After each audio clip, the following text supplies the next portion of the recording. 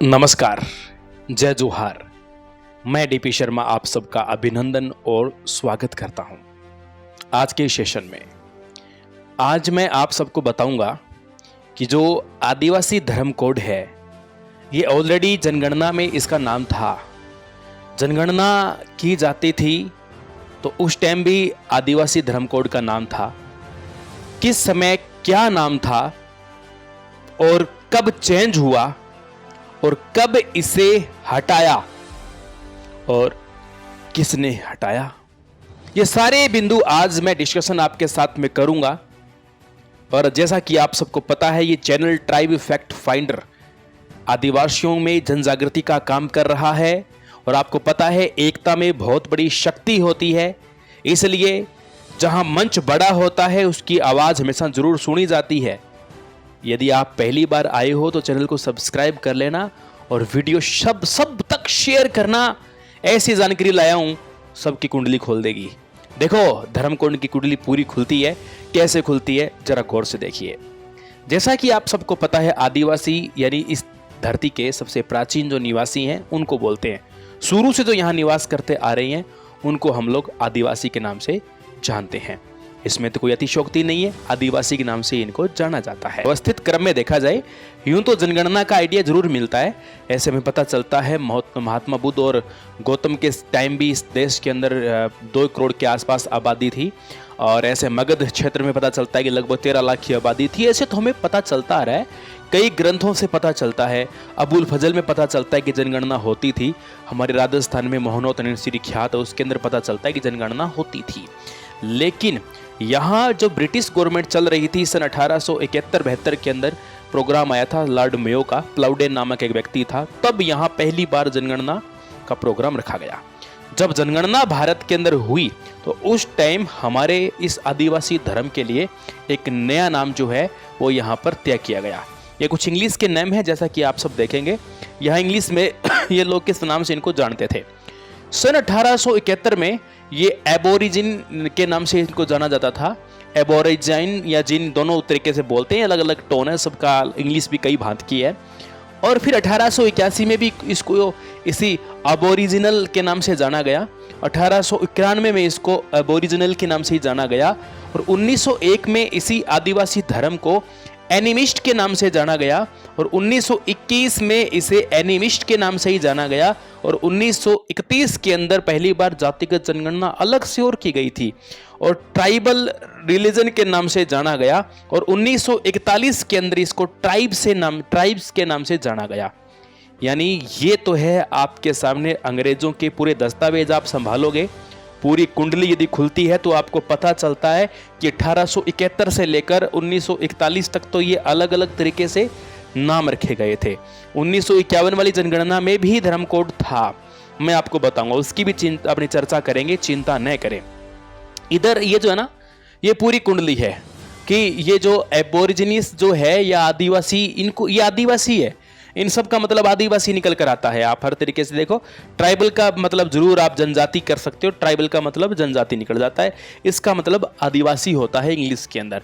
तो अब आप यहाँ देखेंगे, ये पूरी कुंडली है बराबर, जो मैंने पूरा यहाँ पर तैयार कर रखी है, पूरी कुंडली है कि कब ये धर्म बना और कब यहाँ पर सिंधु घाटी सभ्यता वाले धर्म आए, कब जैनिज्म, कब बौद्धिज्म, कब हिंदू धर्म, कब सिख धर्म, कब इस्लाम धर्म, कब कब डेवलप हुए।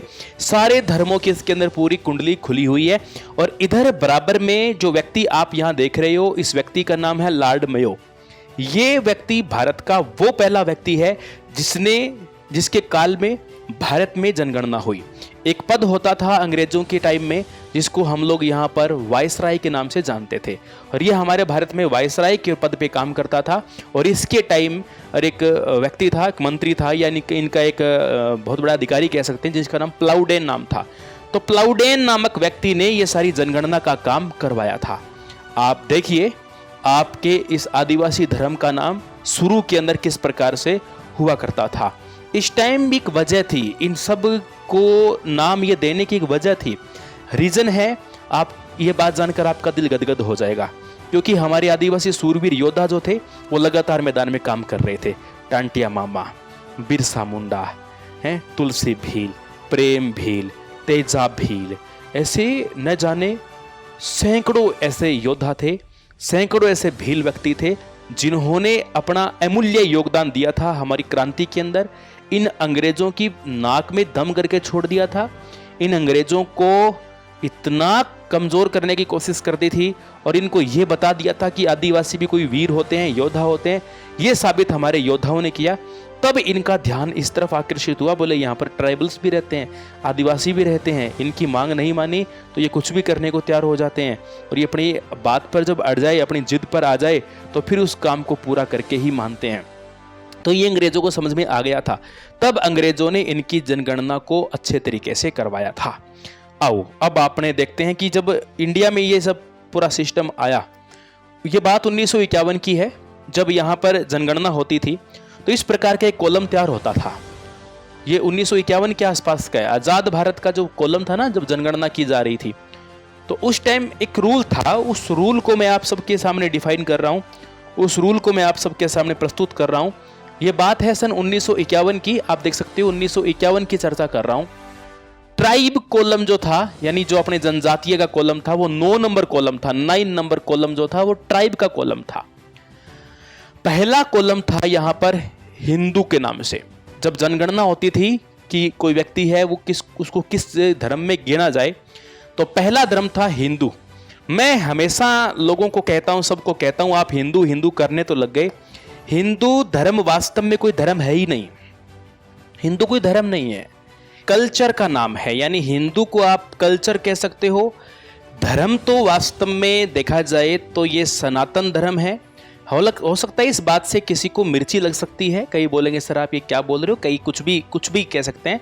धर्म सनातन है, लेकिन ये हिंदू नाम का, हिंदू तो शब्द ही विदेशियों में दिया हुआ है। ये एक नदी थी इंडस, उसके आधार पर ये नाम दिया हुआ है। तो इस प्रकार से ये हिंदू, ये मूल रूप से सनातन ही है। हिंदू एक कल्चर का नाम है। हिंदू कल्चर भारत के अंदर है और इस कल्चर को मैं कहता हूँ सैकड़ों मजहब इसको फॉलो करते हैं, कोई बड़ी बात नहीं है। ये हिंदू कल्चर का नाम है।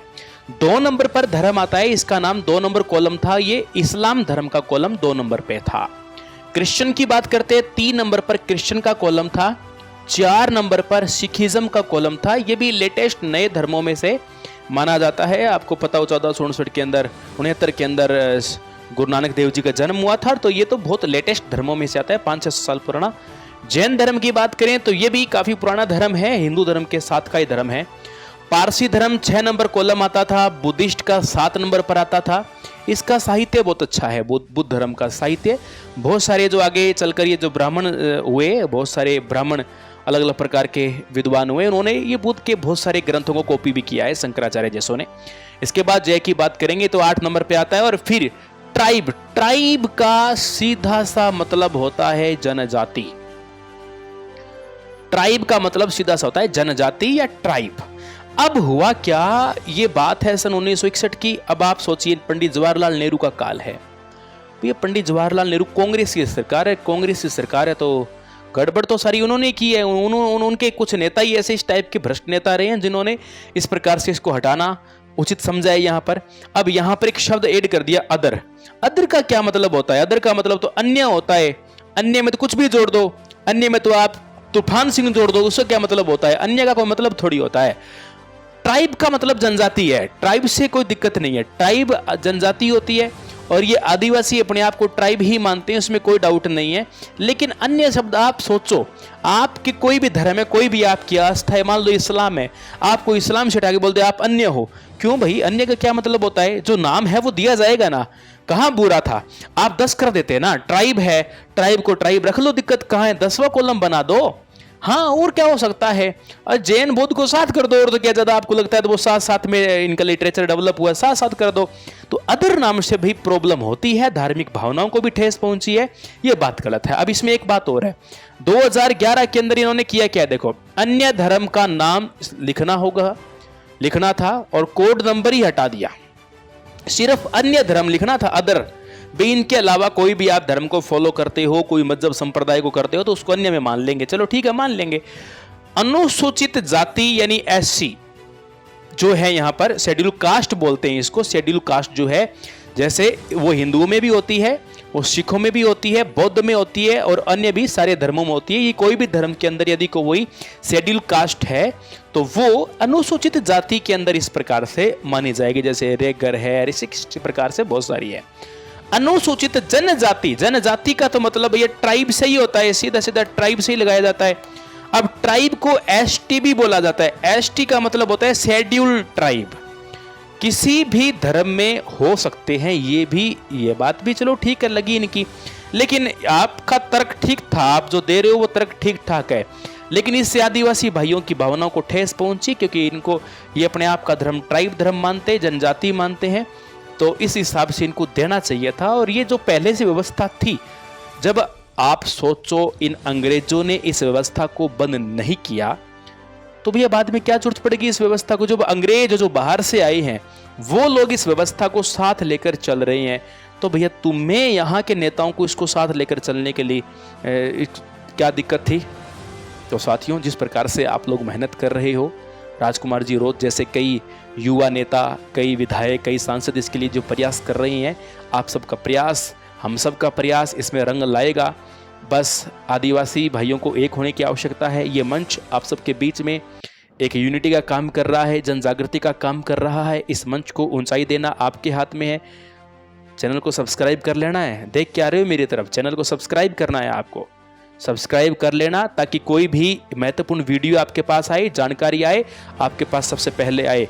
कमेंट किया करो अच्छे अच्छे, प्रत्येक कमेंट को बारीकी से पढ़ता हूँ मैं देखता हूँ मेरे आदिवासी भाई कैसे कैसे कमेंट करते हैं। मैं आपकी एक एक बात को संज्ञान में लेता हूँ और आपकी प्रत्येक बात को समझता हूँ। आप क्या कहना चाहते हो, कोई भी बात आप मुझसे करना चाहते हो, कमेंट बॉक्स में बात लिखा करो, मैं आपसे रूबरू प्रॉपर बातचीत करूँगा, चिंता न करो। अभी अपन हर संडे को अपने लाइव सेशन भी आपके बीच में रखूँगा, आपसे डिस्कशन भी डायरेक्ट करूँगा, मैं आपके साथ बातें भी करूँगा, जो कुछ पूछना आप चाहोगे। बाकी आप चिंता मत करो, बैंड बजा देंगे, पूरी कुंडली खोल खोल के आपके सामने लाऊंगा, एक एक चीज़ की एक एक डिटेल आपके सामने लाऊंगा। ये लॉर्ड मेयो जैसे लोग थे, ये तो करके चले गए, और आप देखिए नाम इनका लगातार रहा है। इसमें भी बहुत सारे ये डिटेल्स की बातें हैं, बहुत सारे धर्म को लेकर, कहाँ कैसे सरना धर्म था, कैसे कैसे ये धर्म का नाम बदलता गया, और कैसे कैसे धर्म को नाम मिला, और कैसे कैसे धर्म मजबूत हुआ। ये सारी इन्फॉर्मेशंस हम एक अलग से वीडियो और बनाएंगे, क्योंकि ये थोड़ी सी ज़्यादा गाथा हो जाएगी, इसके अंदर अपन नहीं कर पाएंगे, ये बहुत लंबा सेशन हो जाएगा। तो आज के लिए इतना ही, फिर मिलते हैं नई सेशन में। जय हिंद, जय भारत।